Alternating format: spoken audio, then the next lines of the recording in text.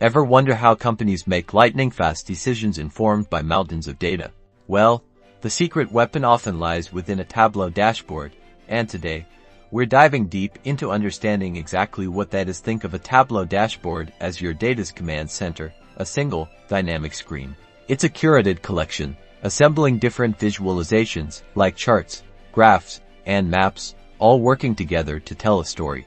These visualizations aren't just pretty pictures, they represent key data insights and metrics. Think sales figures, customer behavior, or website traffic. Crucially, a well-designed dashboard highlights crucial performance indicators (KPIs) so viewers notice trends. The purpose of the dashboard is to equip you with a comprehensive view of your data and key performance indicators. This can include things like interactive filters that, when clicked, alter data elsewhere on the dashboard.